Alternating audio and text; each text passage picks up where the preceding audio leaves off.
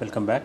In part 1 of this particular video series, we have discussed what CSR is, why CSR is becoming a very important topic from the point of view of businesses, why managers and leaders and management graduates need to understand the importance of CSR, what are the definitions of CSR that we have come across, and what are the various things that it incorporates. We have also discussed that CSR, corporate social responsibility, is also known as social corporate responsibility. We have discussed that there are three pillars for social corporate responsibility or corporate social responsibility, which are called otherwise known as the triple bottom line. So earlier the companies used to focus only on profits, but today the profits have to be balanced with the societal impact that the company or the corporation is creating. So with that in mind, we'll be moving on to the next topic, why CSR. The first one is consumers and investors. Across the globe, you'll find that consumers are now getting more demanding in nature. Consumers are becoming more and more knowledgeable about their rights and privileges. Earlier, that was not the scene. Because of social media happening, because of news and media, because of internet, a lot of consumers know their rights and privileges in today's date. So consumers are expecting their particular company, the companies from which they are buying their products, to be ethical companies, to be morally grounded companies, to be doing something for the society. They do not want companies just to be focusing on their profits. Investors also are looking for companies who behave responsibly, who are not obviating the rules of the government, who are not breaking the rules, who are not exploiting people. Even investors are looking for these kind of companies to invest in. So that is why CSR becomes very important. Consumer awareness also becomes very important, because most of the consumers in today's date want to buy products which are green in nature, which are ethical in nature. There is no harm to any animal done, no harm to people done, no exploitation of women and children in that particular company. So consumers are becoming aware because of, I told you, internet, because of, I told you, social media, and all those particular avenues where information is available about how corporations were earlier doing that particular thing. So a lot of things are changing, and that is why CSR becomes very mandatory for most of the companies. Now, apart from that, we have legislations which mandate that CSR be implemented inside the company. We have talks about sustainability, we have talks about codes of practice, we have talks about corporate responsibility. So these are important legislations that the government, the head of the state, wants the companies to behave ethically and morally right for the society on an overall. The government wants that the production, though it might be happening at a very increased pace, it should not be at the cost of future generations. It should be sustainable in nature. We cannot we cannot finish all the resources that is available with us today itself. We have to ensure that we last for another 100 years or another 1000 years, and that is sustainability for you, and that is why CSR becomes important.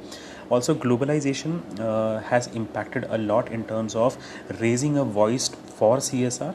Adoption of best practice and consumer and legal acceptance is there.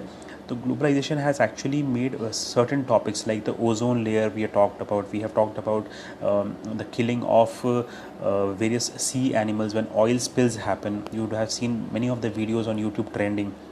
We have talked about the increased amount of snow melting on the North Pole and South Pole. So these are some issues that have taken the global center stage, and that is why companies are being asked to behave responsibly when in terms of their procedures, in terms of their production and servicing.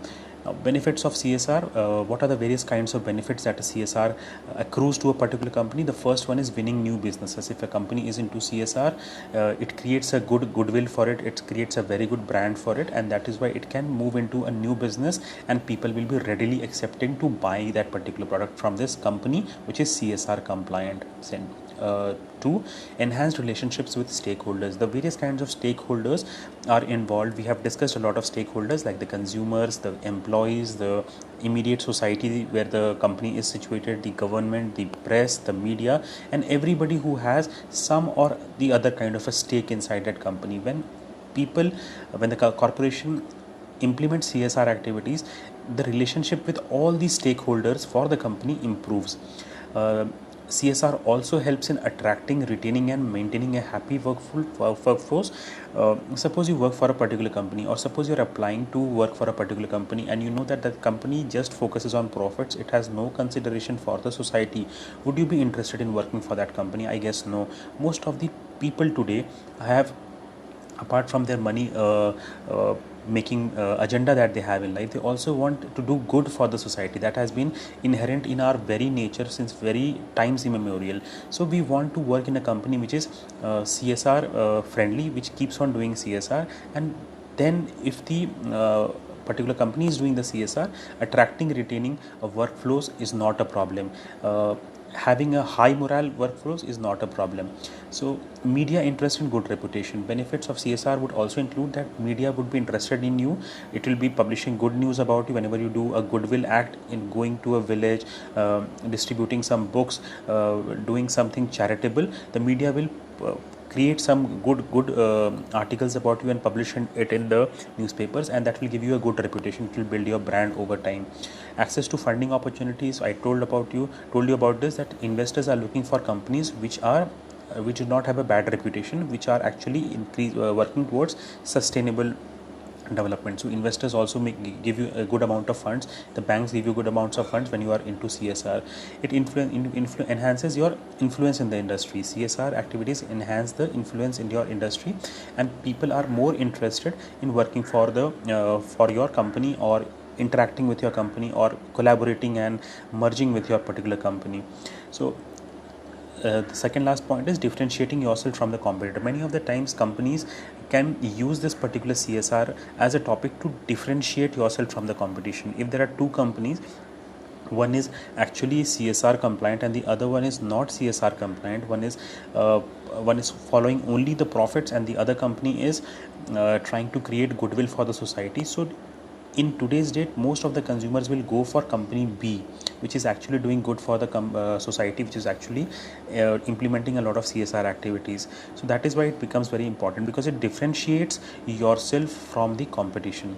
It helps saving money on energy and operating cost. Earlier, a lot of things were being done. We have talked about the gases emitting from the chimneys of companies. So those gases were black in color, gray in color, dark in color, but now a lot of money has been invested into standardizing and making the process more efficient, and that results in saving of money also. It is not just good for the society, it is not just good for the environment. Many of the time these CSR activities that are being done, it saves money and energy, and it saves the operating cost of the particular company. And the last one is increasing customer retention. When you are in CSR, customers do not leave your particular company. They try to interact more with you. They try to buy from your company only.